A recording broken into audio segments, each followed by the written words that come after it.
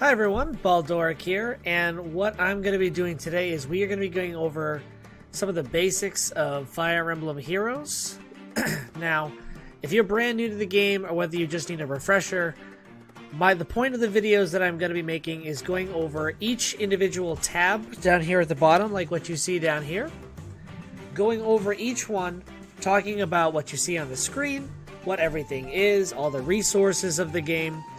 And this video in particular is going to talk about every single resource that you see on the screen, all the different icons you see here, and just going over a little bit of the basics that you, the player, know what it is you're doing when you're jumping into this game. Because there's a lot to see here, and it may seem a little daunting at first. So, here's what we're going to do. We're going to start from the top, work our way down to the bottom, and talk a little bit about everything. There's going to be some random audio skips with this because of the airplay, but let's move on from that. So, first and foremost, let's start with the top left. This is where you see what blessing season it is. There are things in this game called blessings. Now, heroes or units, whatever you want to call them, all have different types of blessings. So if I click on this hero here, she has a water blessing. Okay? This hero here has an earth blessing, etc. The different blessings are for different seasons, and they can give different bonuses. And there are particular heroes that give bonuses to those blessings as well. So if you have like a legendary hero with a water blessing, you get bonuses for water heroes and that. If you have a legendary hero that's a wind blessing, and it's wind season, you get bonuses. But if you've got the legendary water hero and it's fire season and not water, then you don't get that blessing. You don't get the boost from this section here. Alright, the other thing is the other blessings are for Aether Raid. So in this case, the two we're looking at are Astra and Anima seasons, which we don't actually have legendary heroes for yet. But I'm sure we will fairly soon. But the seasons will change, and they do change all the time. So keep an eye out in that top left corner. It'll tell you which blessings are the most effective for which season. And right next to it, you see an icon that says stamina with the number that, for me, it says 40 out of 99 and a little timer. Stamina is how much it costs, or rather, how much energy you have to do things in a game. So let me show you an example. If I wanted to do a story mission, right? This one here. If I wanted to do the first mission of this, on any difficulty, whatever it is, it costs me stamina. It says stamina 2, on hard it's stamina 6 or 7, and on lunatic it's stamina 10. Every time you do a mission or a thing, you spend stamina depending on what it is you're doing, and the stamina is like just how much you can do before you have to stop, wait a certain amount of time to regain that stamina, or use a currency called stamina potions, or stamina pots, which will recover your stamina to full, and then you can just keep playing. Now it's empty next to it, but there would be swords here, and this is called dueling swords. Dueling swords are for the arenas, okay? And I'll show you what the arena is. If you've ever seen this, this is the arena. The resource you need to do arena is the dueling swords, okay? So every time you do battle here, it costs one dueling sword. And since I'm out, I have to use these crests to restore them. Which you can use dueling crests to restore so that you can continually do the arena to try to figure out how to get more points, which I'll talk about, get higher up in the ranks, rank up in the tiers, and get higher rewards. But the dueling swords are your PvP resource, pretty much. That's how you verse other players. That's how you do all of that sort of stuff in the game. Now, next to that, at the top right, you have this orb icon here. These are your summoning orbs. This you can actually buy with in-game currency. Or, I'm sorry, not in-game currency, with real currency. That would be nice. And you also get them for completing quests, which I'll show you later. You get them for logging in. They pretty much just hand these out like candy all the time. And there's lots of ways to get them. But the main way to get them is real money. So how do they work? There's a tab at the bottom called Summon. And we'll go over this at another time, but it costs 5 orbs to start a summon session. And every time that you do a summon, it gets cheaper. but you're basically spending orbs to get new characters, okay? So the more orbs you spend, the better the more cost efficient it becomes, because it's cheaper. For a whole ring, you get 5 orbs. No, I'm sorry. It costs 5 orbs to start a summon, right? Then you get 5 orbs of colors, which are the colors of the different units. You select an orb, that'll summon a unit. Then you can choose to continue to summon or to stop. But the currency to do that are these orbs here, and it's pretty much the only way you can effectively get new units in the game besides other special events, which we'll talk about at a later time. That's how you get your units. Real money or not, that's how you do your summons. There are free ways to do summons. Like every time a banner comes up, you get a free summon. Some banners have tickets that you can get by doing certain either quests or things. So there's a lot of ways you can get that. It's a very useful thing to look into. Keep an eye out for those. But orbs are your general main resource for summoning heroes. Directly below it, there's an icon of a feather. That are your feathers. Very surprising. The feathers, though, are a really important resource, if not the most important resource of the game.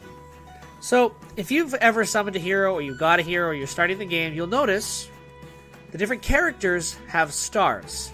Okay? So they could be like 3 stars, they could be like 4 stars, they could be 5 stars. Well, this guy here is a 4-star. If I like this guy, or if I thought he was really good, or if I looked online and said, oh, this guy is really good, and I want to upgrade him to be a 5-star unit, because 5 stars are the highest, the gold. So it's like silver gold. It was bronze, silver, gold for 3, 4, 5. Okay? With 20,000 feathers, you can use a thing called Unlock Potential, and you can raise that unit from 4 stars to 5 stars. Okay? So, or from 3 stars to 4 stars. There is a 1 and 2 star, but it's like only for special events, so it's kind of like, why even use it? But it is a thing you can do. But the feathers are for increasing rank to give either more stats or unlock new skills for the heroes you have in the game. Now you notice, right down here, there's an icon for sound, which it's sound. You can mute it or not. This is the upgrade castle. I actually haven't done this to 100% just because I don't necessarily care to do that, but you really should. I'm just lazy. Maybe I'll do it. But it gives you bonus experience. So the higher up your castle is, the more experience you get while playing the game for characters you're leveling. Level cap is 40, but to get to that point, you have to defeat enemies, kill enemies with that unit, and you'll get experience, or attacking enemies get you experience. With this, you get a bonus. So 100% basically means you're getting double experience while doing whatever it is you're doing to level your character. It is a useful thing to have. Now you see that there's a unit in the middle here. This person right here. That is because this unit is what's called like your main or your friend hero. So whatever the first character is in the first slot of your teams. Okay, and I'll show you what I mean. So if I go to Allies, Edit Teams, and I go to Team 1. You'll notice that in slot 1 is that character. That is because that character is, this slot rather, is meant to be for, like, if somebody adds you as a friend in this game, this is the hero that they will see. This is the character that is seen by anyone who adds you as a friend.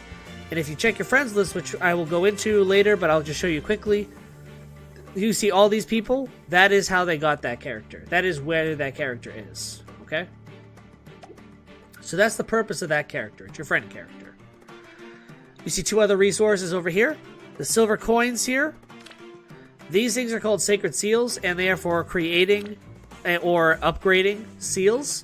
So you can create seals here, which is like a 4th skill slot for a character. You can put any of these seals on a character. Or you can upgrade them. They can be upgraded 3 times. Every single seal can be. And it costs, so like, to create them it costs 20, to upgrade them it costs 50 to then 100 to get it to level 2 and then 3. Something like that. So there are actually like a lot you can do here. There's a lot of cool things you can upgrade and add to characters. Is another really important resource. You have the weapon refinery. These little, I'll show you. These little tokens here are for getting different effects on weapons. So like I can add a speed effect on this one, a resistance effect on this one. You can change and like get different stats on your weapons by upgrading them. And by getting different effects, it might like really make the weapon better or more efficient the way you want to build a character. So if you want more, if your character is lacking in speed, you can give him more speed, or if he's lacking in defense, you can give him defense. So it's a really good resource to have and to keep. Notifications. Well, that's pretty self-explanatory. Notifications is like you're going to be getting all of the information coming in the game, like who are the bonus heroes for arenas, what events are going on right now, what new heroes are coming out. That's all with this, okay? It looks like there's some issues here that they're working on, but you can find all that out in notifications, which is nice.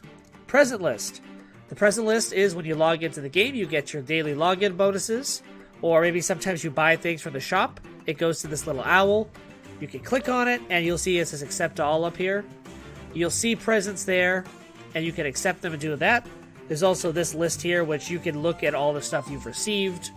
If you want to go back and make sure you got something, maybe if you purchased an item and you didn't get it, you can check and verify here.